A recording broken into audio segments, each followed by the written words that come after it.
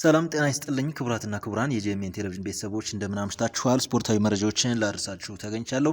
መረጃዎችን ወደ እናንተ እያደረስኩኝ ብርሃኑ ሽቱነህ አብሬያችሁ ቆይታ አድርጋለሁ። አብራችሁን ቆዩ።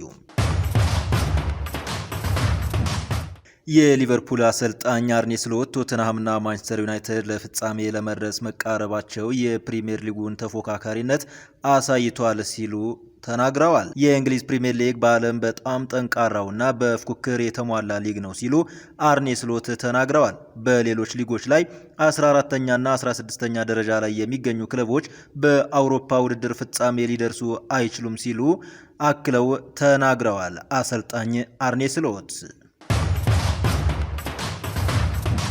እንግሊዛዊው ቢሊዮነር ሰር ጂም ራትክሊፍ የፈረንሳዩን ክለብ ኒስ ለመሸጥ በማሰብ ላይ መሆናቸውን ዘ አትሌቲክ በዘገባው አሰፍሯል። ክለቡ በ250 ሚሊዮን ዩሮ ሊሸጥ እንደሚችል ሲገለጽ መቀመጫውን ኒውዮርክ ያደረገው ላዛርድ ባንክ ገዢ የማፈላለግ ኃላፊነቱን መውሰዱም እየተነገረ ይገኛል።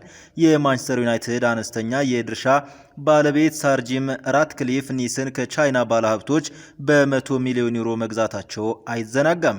ሰር ጂም ራትክሊፍ በቅርቡ በሰጡት አስተያየት የኒስን ጨዋታ መመልከት አያዝናናኝም፣ የእግር ኳስ ደረጃውም ጥልቅ አይደለም ብለው እንደነበር የሚታወስ ነው። ኒውካስትል ዩናይትድ ብሪያን ምንቡሙን በክረምት ለማስፈረም እንደሚፈልግ ተነገረ። ክለቡ በክረምት አጥቂውን አሌክሳንደር ኢዛክን ሊያጣ የሚችልበት እድል ስላለ ተተኪውን በማፈላለግ ላይ ነው ተብሏል። አንተነህ ሳሙኤል ተጨማሪ አለው። በተጨማሪም ካሊዩም ዊሊያምስ በተደራራቢ ጉዳት እየተቸገረ በመሆኑ የአጥቂ መስመራቸውን ለማጠናከር ይፈልጋሉ። ማጊፓሶች የካሜሮናዊውን የብሬንትፎርድ የመስመር አጥቂ ብሬን ምንቡሙን በጥብቅ እየፈለጉ ይገኛሉ። የብሬንትፎርድ ምንቡሙን የሚፈልግ ክለብ 60 ሚሊዮን ፓውንድ መክፈል እንደሚኖርበትም አሳውቋል። የኒውካስትል የ25 ዓመቱ ተጫዋች የተጠየቀውን ለመክፈል ፈቃደኛ መሆኑም እየተዘገበ ይገኛል። ብሬን ምንቡሙ ብሬንትፎርድ በአውሮፓውያኑ 2019 ከፈረንሳዩ ትሮስ ከተቀላቀለ ወዲህ እስካሁን 63 ጎሎችን ከመረብ አሳርፏል። የቶማስ ፍራንክ ቡድን የፕሪሚየር ሊጉ በተከታታይ ዓመታት አነስተኛ በጀት እያስመዘገበ ላለው ቡድን ድንቅ ውጤት ጉልህ አሻራ እያበረከተ ተጫዋች አንዱም ነው ተብሏል። በዘንድሮ ዓመት በሁሉም ውድድሮች 18 ጎል ሲያስቆጥር 6 ለግብ የሚሆኑ ኳሶችን ለቡድኑ አጋሮቹ ማድረስ ችሏል። ኒውካስትሉ ምንቡሙን በተጨማሪ ኢፕስዊች ታውኑ አጥቂ ሊያም ዴሊፒ ሊያም ፍላጎት እንዳለው ተገልጿል። የኳታር ብሔራዊ እግር ኳስ ቡድን ሁሊያን ሎፔቴጊን አዲሱ አሰልጣኝ አድርጎ ሾመ። የቀድሞ የሪያል ማድሪድ እና የስፔን ብሔራዊ ቡድን አሰልጣኝ ሎፔቴጊ በኳታር እግር ኳስ ፌዴሬሽን ብሔራዊ ቡድኑን ለማሰልጠን ኃላፊነት ተረክበዋል።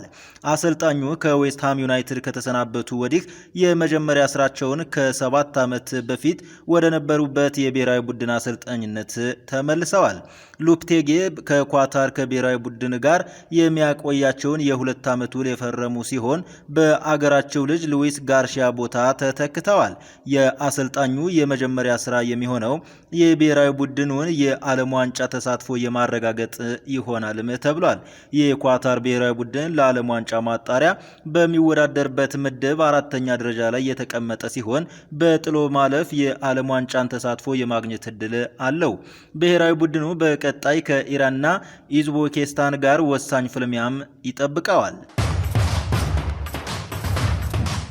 ክቡራትና ክቡራን የጄኤምኤን ቴሌቪዥን ተከታታይ ቤተሰቦች ለዕለቱ ወደ እናንተ ስናደርስ የቆየነው ስፖርታዊ መረጃው እስካሁኖቹን ይመስሉ ነበር። መረጃዎችን ወደ እናንተ እያደረስኩ ብርሃኑ ሽቱነህ አብሬያችሁ ቆይታ አድርጋለሁ።